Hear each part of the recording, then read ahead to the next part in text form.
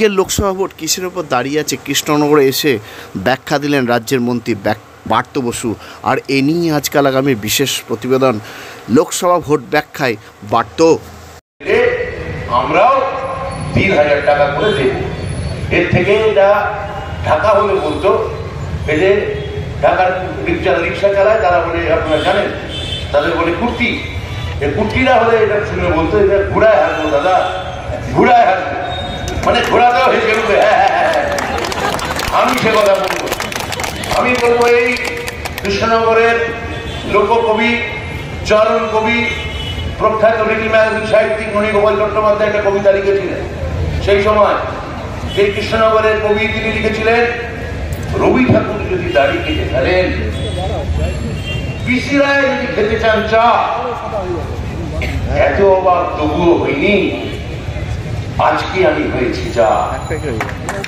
এই যে মণিগোপাল কবিতা, আপনাদের শহরের লোক, তার লেখা কবিতা এখনো যখন কোনো একটা পশ্চিমবঙ্গবাসী পড়ে, তার কবিতার মধ্যে যে পাঞ্চ, যে উইট, যে হিউমার, সেই হিউমার আমার মনে হয় রাজনৈতিক সমাজে প্রত্যেকটা জায়গায় ফেলে ফেলে দেখতে পারেন। বিজেপি এসে যখন বলে আমরাও এই করব, আমরাও ওই করব, আমরাও সেই করব, তখন এটা আমার হাসি পায়। আর কৃষ্ণনগর কি করে বিজেপির সঙ্গে হাত মেলাতে পারে, কি করে বিজেপিকে ভোট দিতে পারে? আপনারা রাজা কৃষ্ণচন্দ্র রায়ের ইতিহাস আপনারা জানেন।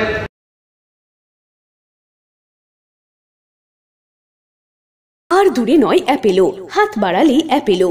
অ্যাপেলো এবার আপনার বাড়ির কাছে। ব্রেন, নার্ভ, কিডনি সহ শরীরের বিভিন্ন জটিল রোগে চেন্নাইয়ের নামী চিকিৎসকরা বসছেন কৃষ্ণনগরের পাত্রবাজারের অ্যাপেলো ইনফরমেশন সেন্টারে। স্বল্প ভিজিটে পাওয়া যাচ্ছে দেশের বিখ্যাত চিকিৎসকদের কাছ থেকে চিকিৎসার সুযোগ। তাই দেরি নয়, জটিল রোগের চিকিৎসার জন্য সত্বর চলে আসুন পাত্রবাজারের অ্যাপেলো ইনফরমেশন সেন্টারে। এখানে রয়েছে চিকিৎসার সমস্ত অত্যাধুনিক পরিষেবা। তাই প্রয়োজনে যোগাযোগ করুন 8000112963। কৃষ্ণচন্দ্র সত্যি এই কৃষ্ণনগরের জন্য অনেক কিছু করেছেন। মহারাজা কৃষ্ণচন্দ্র, তার চতুর্থ পুত্র গিরিশচন্দ্র তার চতুর্থ ছিলেন, অপুত্রক ছিলেন। অর্থাৎ কৃষ্ণচন্দ্রের ডাইরেক্ট কোনো যে বংশধারা তা বেঁচে নেই। ফলে কৃষ্ণচন্দ্রের চতুর্থ পুত্র, চতুর্থ বংশধর গিরিশচন্দ্র সেখানেই আসলে কৃষ্ণচন্দ্রের বংশ শেষ হয়ে যায়। তারপর তিনি দত্তক পুত্র নেন সেই গিরিশচন্দ্র, তার নাম শ্রীশচন্দ্র। তারও কয়েক পুরুষ পরে তিনিও পুত্রক ছিলেন। কিন্তু কৃষ্ণচন্দ্রের ইতিহাস আপনারা জানেন। কৃষ্ণচন্দ্র যখন আমাদের এখানে এই আমাদের মাত্র কয়েকশো বছর আগে যখন এখানে মারাঠারা আক্রমণ করেছিল, যখন মারাঠাদের নাম, তাদের রাজা ছিল, তাদের সেনাপতি বা তাদের দস্যু দলের লুটের রাজ্যে যে মূল পান্ডা, তার নাম ছিল ভাস্কর পণ্ডিত। এবং তখন বাড়ির লোকেরা, বাড়ির মায়েরা বাচ্চাদের ঘুম পাড়াতো, খোকা ঘুমালো, ঘুম জুড়ালো, বর্গি এলো দেশে। এই বর্গিরা যখন আসে, কোথেকে এসেছিল, কি বলা হতো তাদের? মারাঠা, মহারাষ্ট্র। মহারাষ্ট্রের পাশের রাজ্য কি? গুজরাট। তো এই ভাস্কর পণ্ডিতের নতুন দলবল এখন এখানে ঢুকতে চাইছে। আর মনে রাখবেন, আপনাদের মধ্যে যে বিভাজন ঘটাতে চাইছে, দিকনগরে যখন মহারাজা কৃষ্ণচন্দ্র তার শিবচন্দ্র তার ছেলেকে নিয়ে থাকতেন, তখন ওখানে ভাস্কর পণ্ডিতকে দমন করে তার পুরনো বন্ধুকে হাত ধরে যিনি আবার কৃষ্ণনগরের রাজপ্রাসাদে ব্যাগ করিয়েছিলেন, তার নাম আলীবর্দী খাঁ।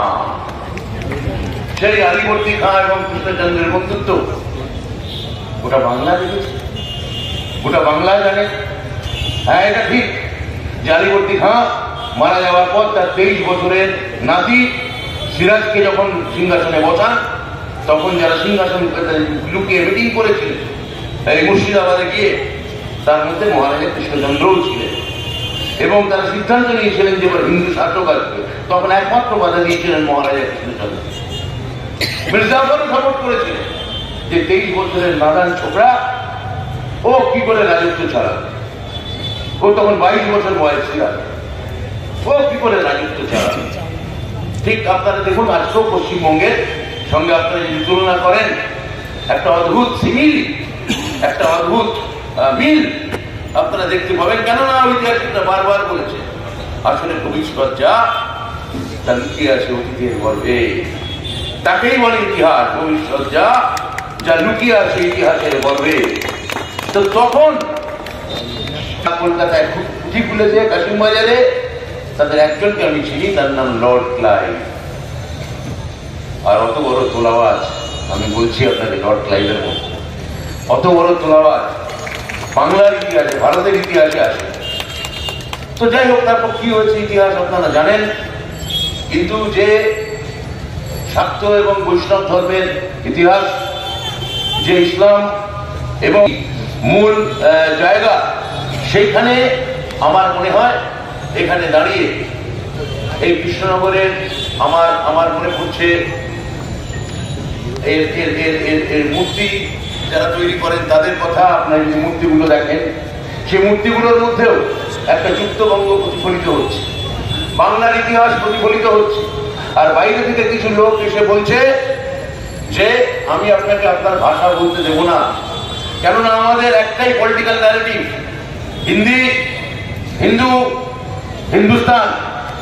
আমি বলছি যে আজকের দিনে 2024-এর যে ভোট, তা কেবলমাত্র একটা ন্যারেটিভের উপর দাঁড়িয়ে আছে। আপনি নিজেকে কি হিসেবে দেখতে চান? গর্বিত হিন্দু, না ক্ষুধার্ত, মার খাওয়া, চাকরি না পাওয়া, খেতে না পাওয়া ভারতীয়? এই ন্যারেটিভের উপর আজকে দাঁড়িয়ে ভোট হচ্ছে।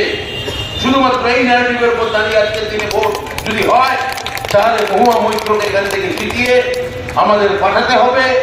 এবং আপনারা জানেন যে আমার এখানে এই কৃষ্ণনগরের যে সংস্কৃতি, ওই মূর্তি কার্তিক চন্দ্র পাল, তার যে মূর্তি, তার বংশধররাও বড় বড় কাজ করেছেন আমরা জানি। তো সেই আপনারা হয়তো কেউ কেউ শাক খেতে ভালোবাসেন,